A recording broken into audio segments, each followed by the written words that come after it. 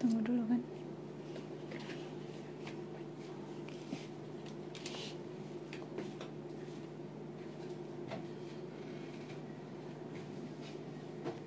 Tunggu dulu kan kok.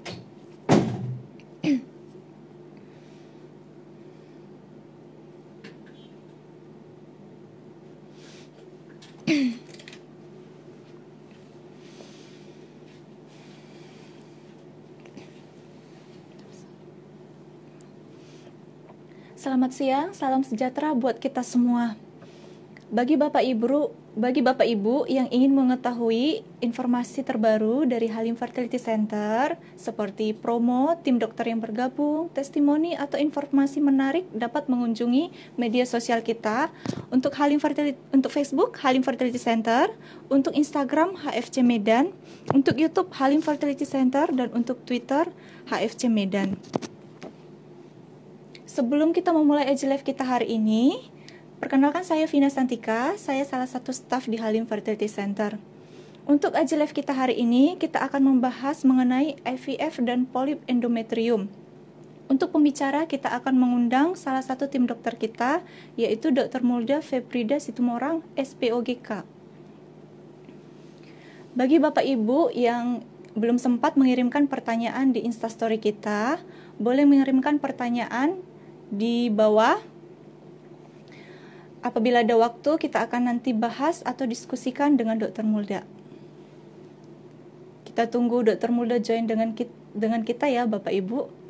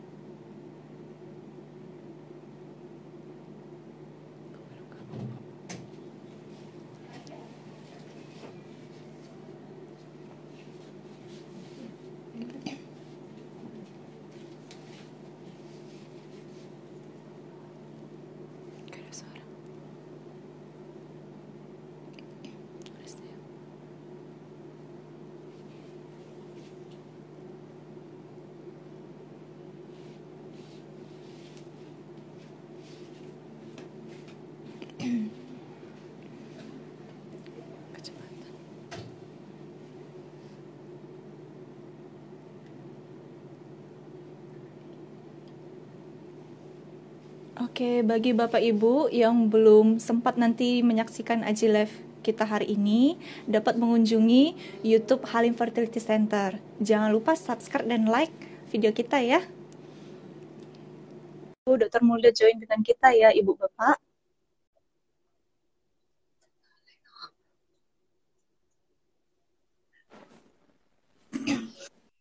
Halo dokter, selamat siang. Masih ya.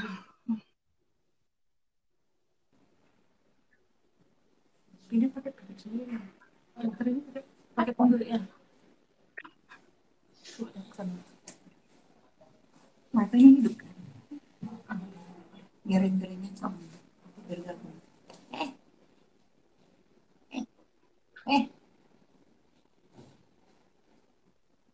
Bisa deh.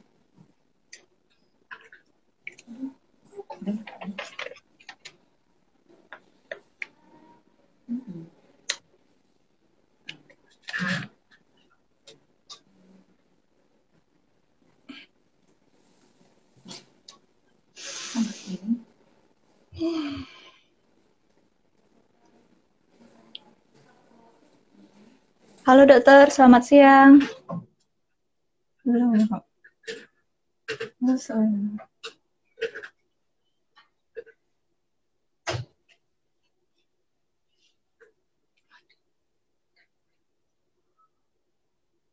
Dengan bos. Sana.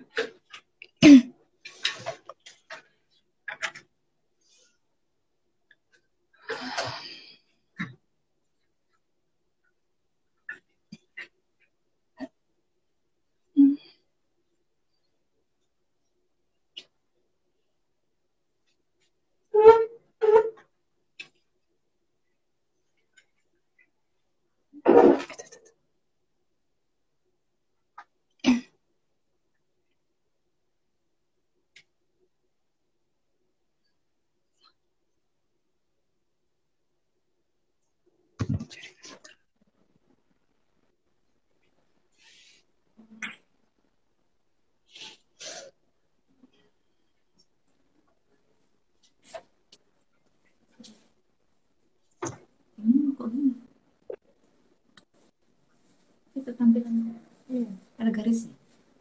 Garisnya muncul nggak garisnya? Apa?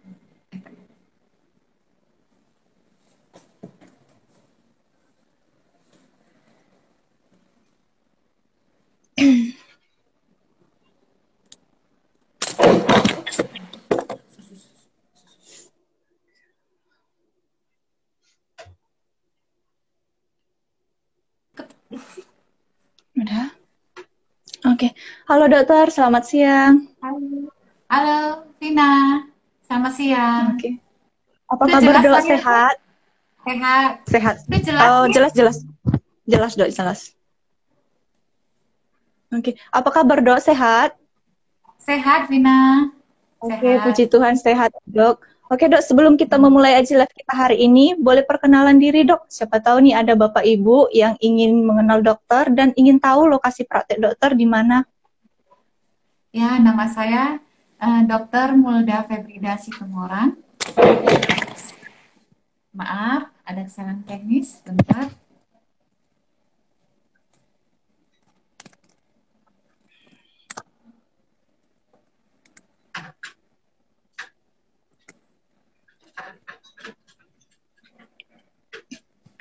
Ya, selamat siang Bapak Ibu sekalian. Nama saya Dr. Mulda Febrida Situmorang, SPOD Konsultan.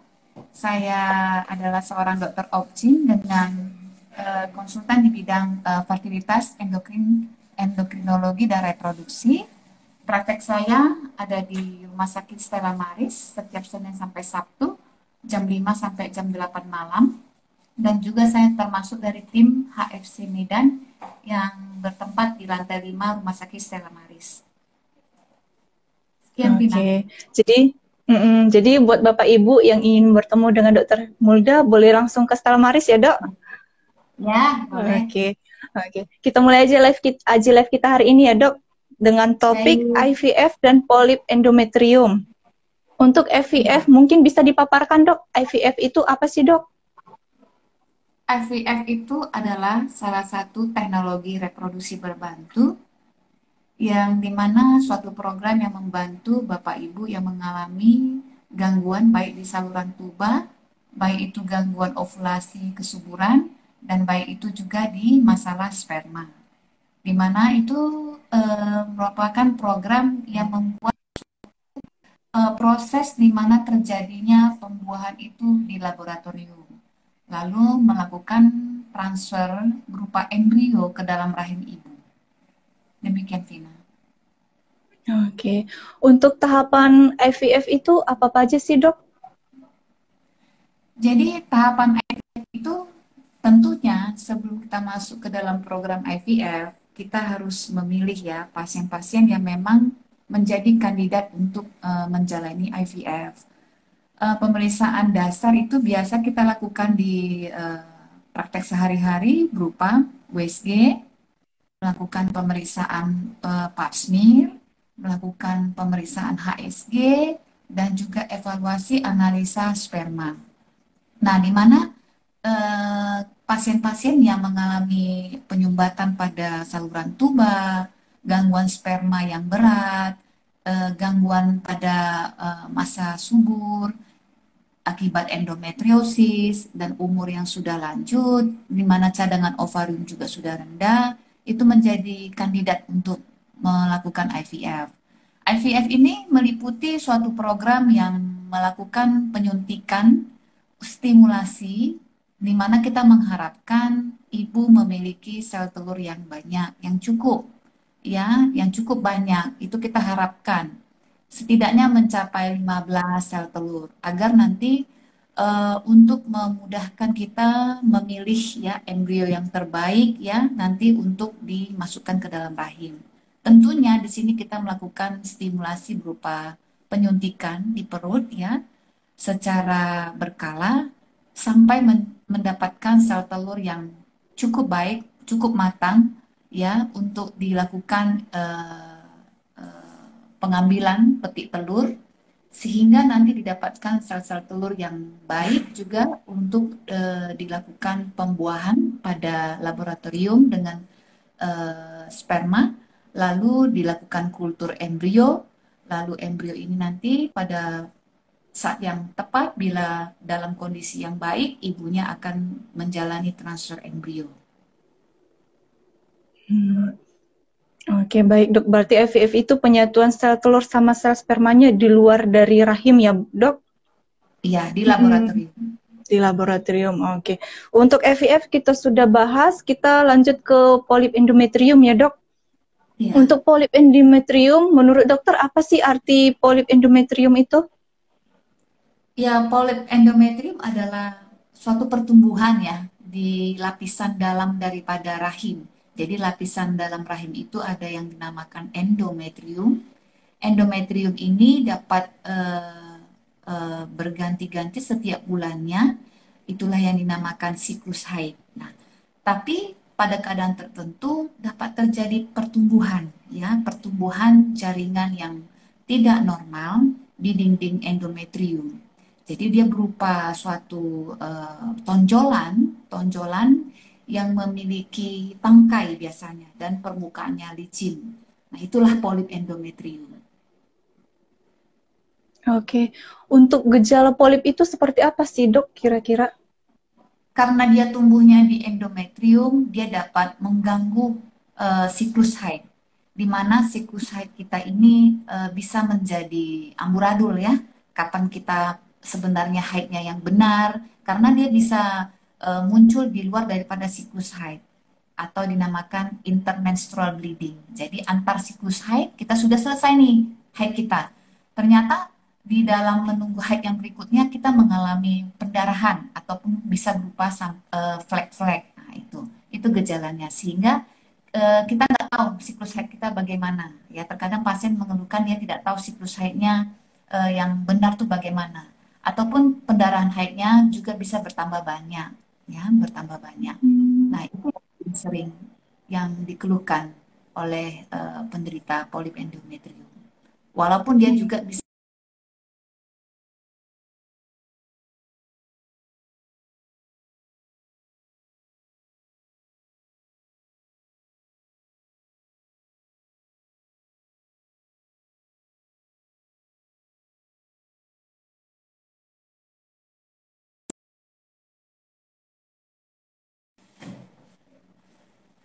Vina, Oke, halo, udah bersama.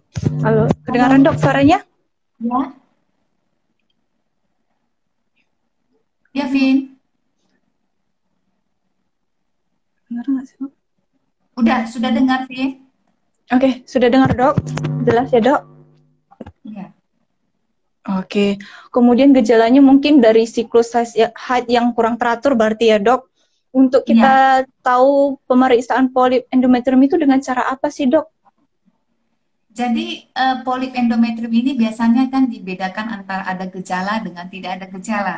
Kalau ada gejala biasanya ditemukan dengan lebih teliti kita melakukan ultrasonografi, kita akan melihat lapisan dalam daripada rahim endometrium. Tapi ada juga dengan insidental ya, jadi pasien tidak ada keluhan, tapi kita temukan dalam pemeriksaan sehari-hari di praktek adanya polip di endometrium. Jadi pemeriksaan yang biasa kita pakai untuk mendiagnosa polip selain ultrasonografi, kita dapat melakukan salin infusion ya, sonografi. Jadi dengan melakukan pemeriksaan secara sonografi atau USG, Sebelumnya itu kita memasukkan cairan ya dengan kateter melalui kanalis cervicalis atau saluran serviks dengan memasukkan cairan nanti akan terlihat karena rongga rahimnya mengembang.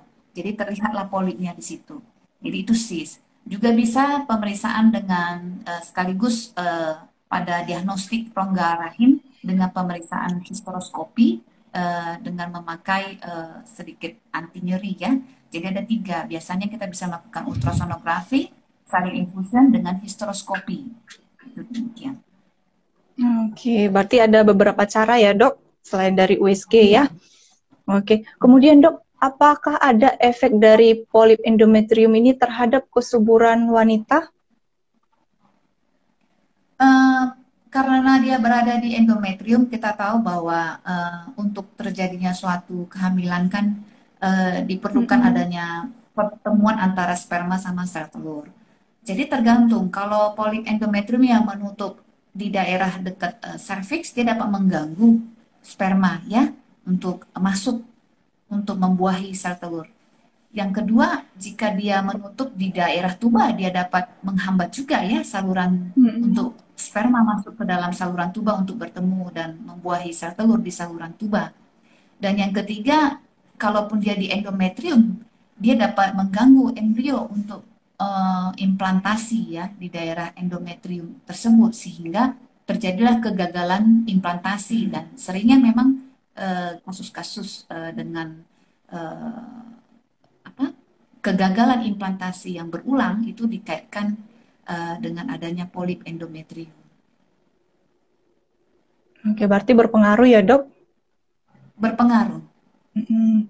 Oke, dok, kalau misalnya dengan ada polip endometrium ini berarti harus mengikuti bayi tabung atau bisa dengan cara alami, insem atau gimana dok? Jadi kalau masalah pemilihan program untuk pasangan itu kita sudah punya standar ya. Tetap kita Mm-mm. melakukan pemeriksaan histerosalpingografi, pemeriksaan saluran telur, pemeriksaan sperma, ya pemeriksaan cadangan telur dan dikaitkan dengan usia, ya dengan pemeriksaan hormonal maupun dengan pemeriksaan USG ya untuk memeriksa cadangan telur. Tetapi polip tidak menjadi faktor tunggal untuk memilih program yang mana tepat bagi pasangan, tidak ya. Jadi dia terlebih dengan jika kita sudah memilih program yang terbaik untuk pasangan berdasarkan hasil pemeriksaan kita, bila kita menemukan polip, lebih baik kita menyelesaikan dulu masalah polipnya karena dia dapat mengganggu implantasi daripada embrio bayi itu untuk program stimulasi dengan IVF ataupun inseminasi ataupun dengan berhubungan biasa dengan terjadwal ya. Jadi tetap dia tidak menjadi suatu bagian yang untuk menentukan pemilihan program. Tetapi bila sudah kita mau melakukan program yang sesuai untuk pasangan dan kita menemukan polip, sebaiknya itu ditata laksanai dulu, dievakuasi dulu polipnya, baru dilakukan dimulai programnya. Demikian. Oke, berarti kalau misalnya ada polip perlu diobati dulu ya dok, baru mulai untuk program inseminasi Ah, ah, atau bayi tabungnya ya dok. iya, benar, benar sekali. Agar tingkat keberhasilannya juga lebih tinggi ya dok. Benar, benar. Oke, kemudian dok, untuk pengobatan polip endometrium itu ada nggak sih dok, selain dari Jadi operasi? polip endometrium ini kan seperti yang saya bilang tadi bisa insidental, jadi tidak ada keluhan tapi ditemukan dalam pemeriksaan ultrasonografi. Jadi kalau untuk ukuran polip yang di bawah 1 cm dan pasien tidak menginginkan untuk program hamil atau dalam waktu dekat untuk hamil, itu dikatakan dilaporkan bisa regresi atau bisa hilang sendiri, ya. Tetapi kalau kita memang menginginkan program, sebaiknya kita mengeluarkan ya polip ini. Jadi mengeluarkan polip ini bisa dengan cara histeroskopi, ya histeroskopi ataupun dengan dilatase, kuretase ya, dibuka mulut rahimnya dilakukan kuretase. Demikian. Oke, kemudian dok, bisa dengan cara kuret ya dok, histeroskopi juga. Kemudian dok, cara untuk pencegahan untuk polip endometrium itu apa aja sih dok? Jadi sebenarnya penyebab dari polip ini belum ada yang bisa dikatakan pasti ya. Penyebabnya seperti kayak macam tipus, penyebabnya kuman ini gitu nggak bisa. Jadi polip ini memang digadang-gadang dikaitkan dengan adanya sensitivitas terhadap estrogen ya yang lebih tinggi ataupun terjadi pemaparan terhadap estrogen yang tinggi yang terus-menerus pada dinding endometrium. Hal-hal yang faktor risiko yang dapat meningkatkan estrogen itu yaitu obesitas ya. Obesitas karena dikatakan bahwa lemak ini juga dapat dikonversi menjadi estrogen sehingga kadar estrogennya seorang wanita itu lebih tinggi daripada normal. Itu satu. Yang kedua pada pasien-pasien dengan apa ya dengan pengobatan menggunakan tamoxifen ya yang dapat meningkatkan paparan estrogen pada endometrium juga menjadi suatu faktor resiko. Yang selanjutnya itu adalah dikatakan bahwa inflamasi kronik pada endometrium. Inflamasi kronik, jadi peradangan lokal di endometrium yang berlama-lama juga dapat mengubah sifat lokal daripada endometrium itu sehingga dia dapat tumbuh polip. Nah, itu faktor resiko. Jadi, apakah dapat kita cegah? Ya, mungkin dengan tidak obesitas dan menjaga kebersihan, kalaupun ada infeksi kita cepat-cepat ke dokter ya, supaya kita dapat meminimalisir walaupun kita nggak jamin ya. Tetapi kalau ada faktor resiko untuk terjadinya polip itu yaitu obesitas, pemakaian estrogen dan inflamasi yang kronik. Oke, berarti banyak faktor ya dok. Ya, jadi sebenarnya Oke. tidak bisa kita bilang yang ini karena ini gitu nggak bisa. Cuman ya itu digadang-gadang faktor resikonya itu karena pemaparan estrogen dan inflamasi kronik. Pemaparan estrogen itu tadi yang saya bilang obesitas atau pemakaian obat-obatan estrogen jangka lama, ya, inflamasi yang tidak disembuhkan, ya, itu bisa menyebabkan polip. Oke, baik dokter. Kita sudah bahas mengenai IVF dan polip endometrium. Boleh kita untuk beralih ke pertanyaan ya dok? Karena ada beberapa para audiens mengirimkan beberapa pertanyaan. Mungkin kita bisa bahas di sini ya dok. Oke, dok ini ada pertanyaan. Untuk cara penanganan polip endometrium, bisakah dengan cara makan obat saja dok? Kalau untuk seperti yang saya bilang tadi, untuk obat itu tidak tidak ada ya. Jadi yang ianya dia regresi spontan dia lepas seiring dengan adanya menstruasi dia dapat lepas. Itu untuk ukuran di bawah 1 cm. Namun untuk pengobatan itu tidak ada karena sebenarnya pengobatan itu biasanya kita berikan untuk pencegahan. Tapi kalau sudah ada polip itu sebaiknya dilakukan eh, evakuasi daripada polip tersebut. Nah, setelah kita evakuasi polip, lalu kita berikan pengobatan yang menekan estrogen bisa untuk mencegah kemungkinan pertumbuhan kembali. Itu dia. Tapi namun untuk polip itu sendiri dengan pengobatan medisinalis itu tidak ada. Ya. Demikian, Vina. Oke, baik dok. Ini ada lagi pertanyaan dari pasien dok. Pasien dengan riwayat pengambilan polip endo tanggal 14 September sampai sekarang belum haid. Setelah USG tanggal 17 ternyata ada penebalan dinding rahim. Wajarkah pasien alami dan kira-kira apa penyebabnya? Nah, itu kan dua hal yang berbeda ya, polip dengan penebalan dinding rahim. Jadi di, di setelah dia melakukan apa evakuasi polip ya, kuretase polip, Vin. Oke, Apakah melakukan baik dok. kuretase polip? Apakah melakukan kuretase polip? Sinyal, sinyalnya, Vin. Sinyalnya kurang bagus ya dok. Halo, halo, halo. Iya dokter, kedengaran dokter? Iya.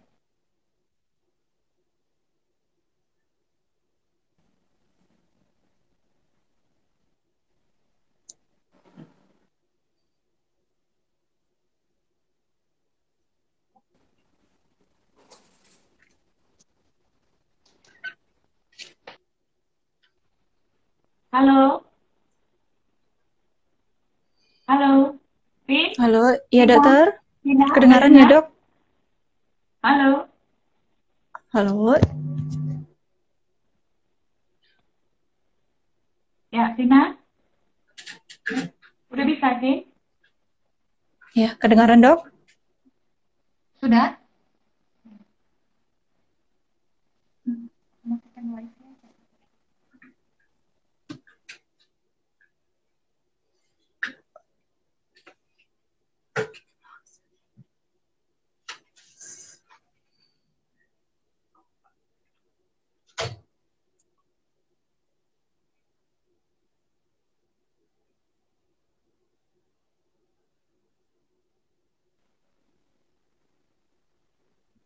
Vin, Halo dokter. udah dengar, Vin? Sudah dokter. Oke, ini jadi kan Mm-mm. yang tadi ya. Jadi Mm-mm. dua hal yang berbeda itu, Vin. Jadi kan Mm-mm. sebelumnya kan itu kuret ya, Mm-mm. kuret polip ya. Eh, Pengambilan polip endo dok. Pengambilan polip endro. Setelah itu tidak Um, haid-haid, tidak mm-mm. haid-haid ya, penebalan. Pengobatan apa yang sudah diberikan? Halo. Halo, Uh, pengobatan apa uh, yang sudah diberikan untuk penebalan dinding rahim? Kuret kali dok. Soalnya pasiennya nggak ada cantumkan di sini sih dok. Kuret sepertinya. Setelah setelah dikuret ada dikasih obat. Untuk obat biasanya ada sih dok. Terus ini setelah setelah terlambat haid ini di USG ada penebalan dinding rahim. Ada penebalan dinding dok. Nah, terus apa obat yang diberikan?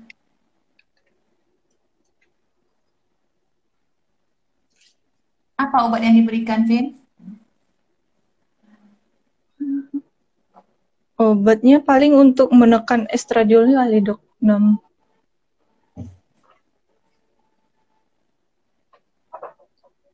Halo dok. Halo, Kedengaran suara saya dok? putus-putus, Vin.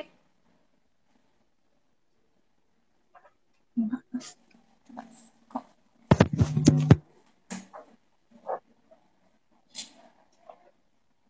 Sudah kedengaran dok? Iya, putus-putus.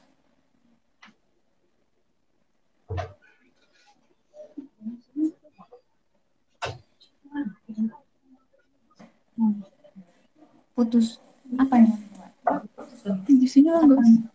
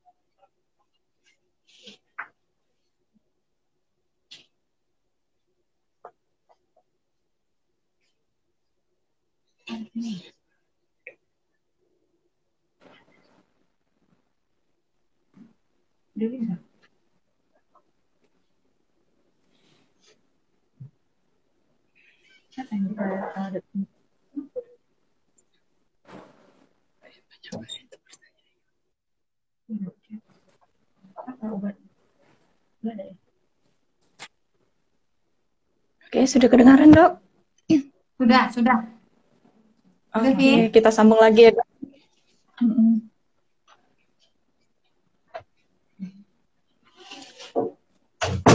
Sudah. Halo dokter. Ya, tes, Sudah Vin. kedengaran dok? Udah, jelas? Oke, Ya. jelas dok. Jelas.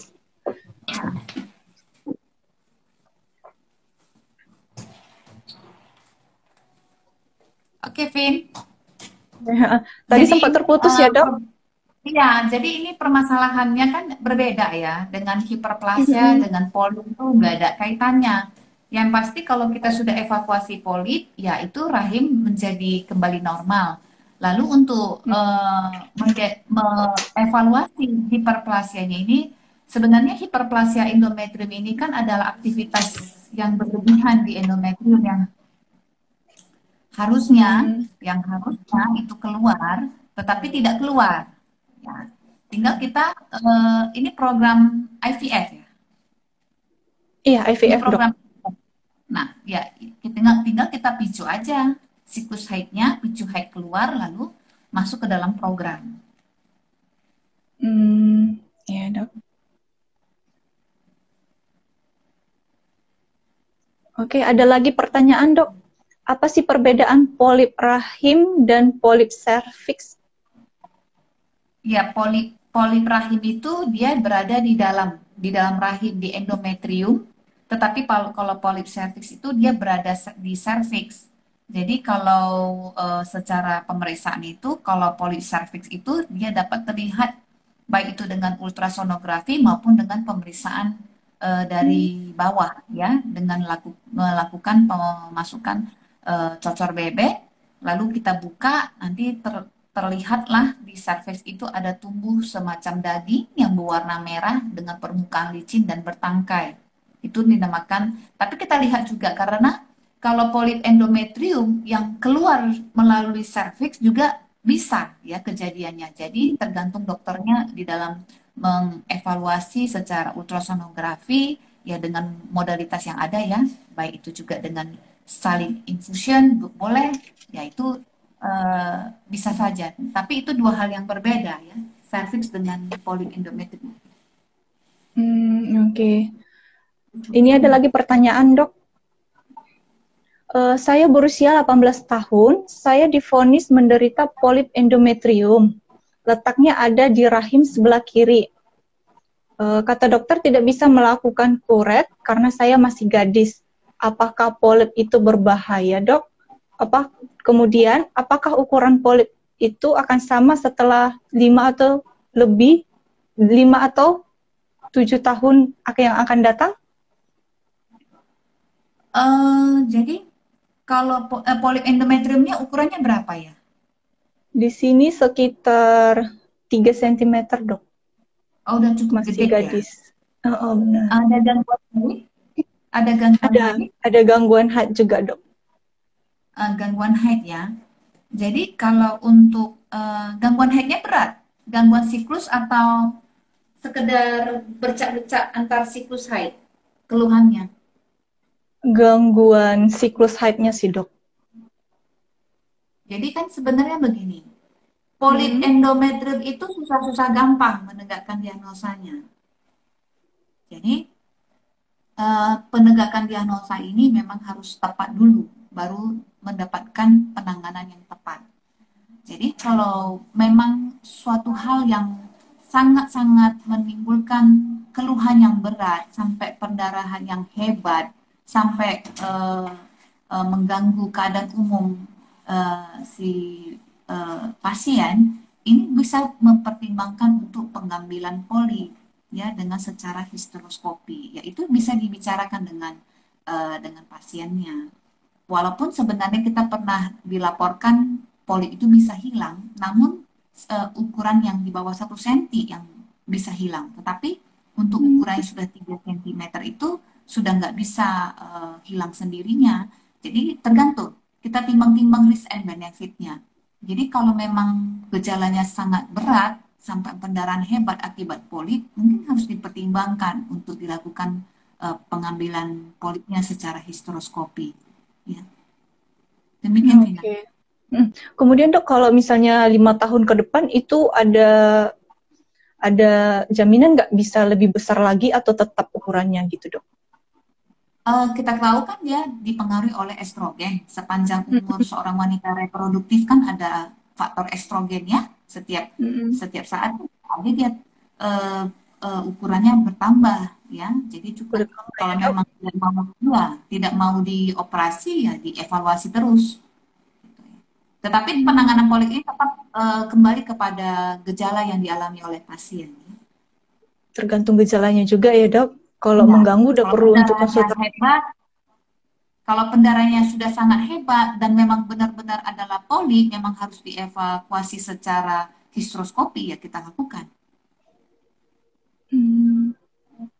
Oke, baik dokter. Ini ada lagi beberapa ada pertanyaan tambahan lagi ya dok dari para audiens kita. Polip serviks bisa terdeteksi saat pap smear.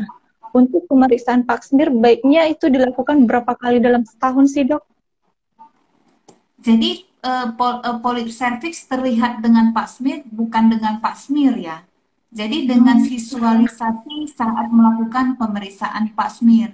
Kita kan memasukkan cocor bebek sewaktu mau melakukan pap Hmm. smear. Di situ kan mulut rahimnya kan terlihat jelas. Jadi bisa terlihat ada polip di situ. Tetapi bukan dari hasil pap smear kita ketahui polip. Tapi Oh, visualisasi langsung ke dalam vagina ya ke porsio atau serviksnya terlihat ada pertumbuhan polip. Jadi pemeriksaan pap smear ini terlebih sebenarnya screening untuk apa ya kanker serviks ya. Jadi dia terlebih memang untuk wanita yang sudah menikah dan rutin dilakukan setahun sekali. setahun sekali ya dok untuk pap smear yang biasa ya dok. Iya, benar. Oke. Satu lagi dok, ini ada pertanyaan. Saya sedang hamil, di mana usia kehamilan saya 3 minggu. Pada saat USG, dokter mengatakan ada polip. Apakah polip itu berbahaya terhadap kandungan saya? Dan apakah boleh pada saat SC polip saya diangkat? Kalau boleh ini tahu, ada nggak diberitahukan polipnya endometrium atau polip serviks ini? Polip endometrium dok, Dari secara ultrasonografi. dari USG, iya. USG Uh, transvaginal. Kalau memang dia polip endometrium terlihat dengan kehamilan, ya memang kita tidak bisa mengganggu ya, karena itu akan dapat membuat si janin ini gugur. Jadi lebih bagus dibiarin. Nah, maka nanti setelah dilakukan apa eh, seksio, ya rencana seksio ya, Seksio, ya bisa benar kita dok. evakuasi itu Bisa polipnya. diangkat ya. Iya, benar. Oke, ini ada lagi pertanyaan dok. Saya mau bertanya mengenai pendarahan hebat di bagian perut bawah. Ada benjolan di bawah rahim. Usia saya 50 tahun. Apakah itu ada gejala miop atau polip endometrium, dok? Umur 50 tahun gejalanya apa? Pendarahan hebat, dok. Pendarahan hebat, perut bagian bawah sakit, dan ada benjolan di bawah rahim. Nah, hati-hati dengan yang sudah di usia perimenopause atau sudah menopause ya. Semua pendarahan yang terjadi itu harus kita betul-betul lihat asalnya dari mana. Apakah memang itu adalah polip atau miom ataupun memang adanya proses keganasan. Karena kita tahu bahwa di usia umur 50 tahun ini, ya di usia 50 tahun ini, kita tahu kan pengaruh estrogen itu sudah sangat-sangat kecil, ya sudah sangat sedikit. Jadi dengan adanya pendarahan ini, kita harus lebih cenderung memikirkannya ke arah keganasan, ya. Kita harus lihat dengan secara ultrasonografi apakah memang itu ada massa ataupun kalau dia tidak ada massa, adanya penebalan dinding rahim yang bagaimana kita harus bisa mengambil contoh dari endometrium apakah memang ada tanda-tanda keganasan. Jadi yang dipikirkan itu kalau sudah menopause arahnya adalah keganasan. Bukan tertutup kemungkinan memang ada juga polip, tetapi kita harus memikirkan harus tindakannya lebih cepat untuk mengevakuasi baik itu ada polip apapun tumor yang lainnya ataupun endometrium yang harus diperiksakan ke laboratorium untuk menyingkirkan kemungkinan keganasannya. Berarti perlu pengobatan tindakan lebih lanjut lagi ya dok, pemeriksaannya ya, biar tahu lebih jelas penyakitnya ya. Harus lebih cepat. Harus lebih cepat karena sudah usia 50 tahun ya kemungkinan keganasannya lebih tinggi ya. Oke, ini ada lagi pertanyaan dok bagaimana dengan miop dan polip secara bersamaan bisa tidak bayi tabung? Maksudnya polip ada, miom Ada juga polip ada. dan ada dok. Nah, Bisa nggak seperti yang kita cara bahas tadi, program bayi tabung? gini, dibedakan gitu ya, dibedakan. Untuk bayi tabung ini bukan karena kita ada miom, kita ada polip, kita ikut bayi tabung, ya. Terlebih dengan kasus-kasus IVF ini kan untuk memberikan jawaban terhadap masalah yang ada pada pasangan. Seperti yang saya katakan tadi, masalah yang berat pada kesuburan wanita, cadangan telurnya sudah sangat sedikit, sperma yang sangat buruk, ya, endometriosis berat, ya, saluran tuba yang tertutup, itu program IVF yang tepat. Tetapi kalau memang ada miom dan polip, lebih baik sebelum memasuki program itu ditata laksanai dulu. Ya, tergantung juga miom yang seperti apa, ukurannya berapa. Ya, kalau miomnya kecil saja di intramural dan tidak mempengaruhi rongga rahim itu tidak perlu diganggu. Nah, tetapi kalau polip sebaiknya dievakuasi dulu polipnya, diambil dulu polipnya karena dia dapat mengganggu implantasi embrio. Oke. Terus dok, miop itu membuat haid tidak teratur nggak sih dok? Miom Miop. tergantung tergantung tergantung jenis miomnya, Vin. Jadi ini miom yang berada di dalam rongga rahim tentu saja ya, ataupun berada di dalam dinding rahim tetapi sudah sangat besar sekali sehingga mengganggu endometrium itu juga dapat mengganggu siklus haid ya. Kecuali yang berada di luar ya, yang berada di luar daripada yang artinya dia tumbuhnya keluar daripada dinding rahim itu tidak menimbulkan gangguan haid. Kemudian ini pertanyaan dengan orang yang sama, dok. Bagaimana dengan tapros, bisa nggak jadi obatnya?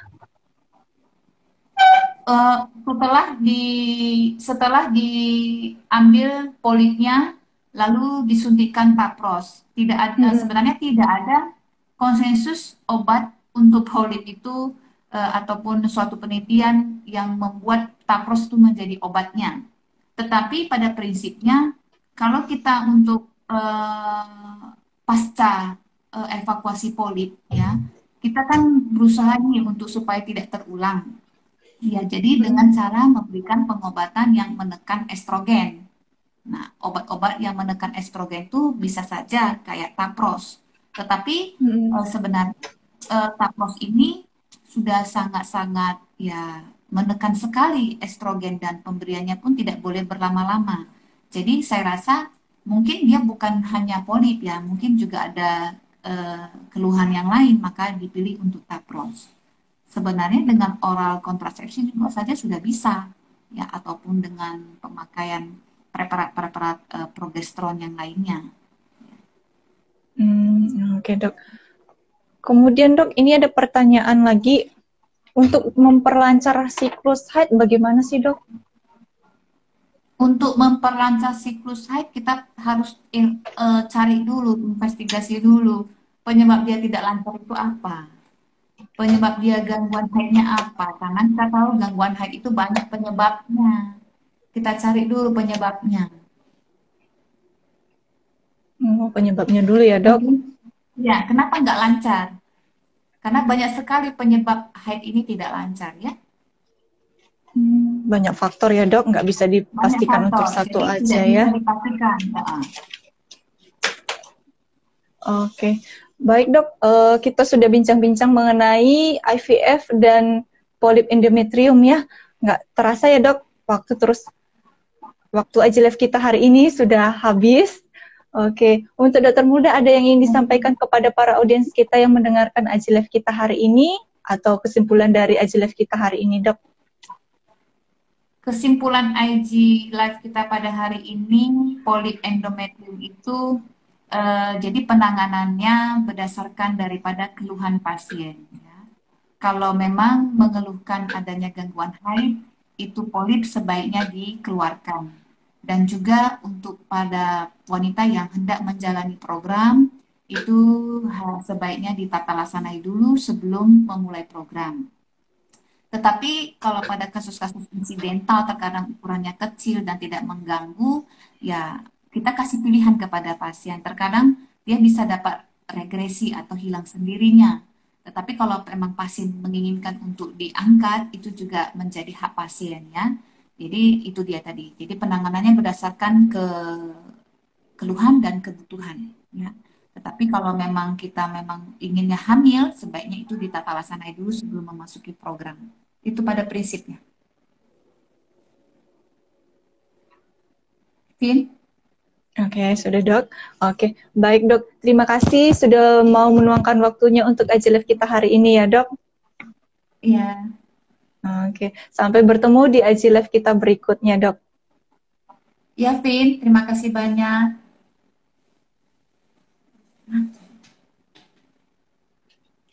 Oke, sekian IGLF kita hari ini. Untuk Bapak Ibu juga saya ucapkan terima kasih sudah mau mengikuti IGLF kita hari ini. Semoga IGLF kita hari ini dapat menambah wawasan kita ya. Bagi Bapak Ibu yang belum menyaksikan IGLF kita hari ini, boleh mengunjungi YouTube kita di Halim Fertility Center dan jangan lupa subscribe dan like ya video kita. Dan apabila ada tutur kata saya yang kurang berkenan di hati, mohon dimaafkan. Sekian IGLF kita hari ini. Terima kasih. Selamat siang.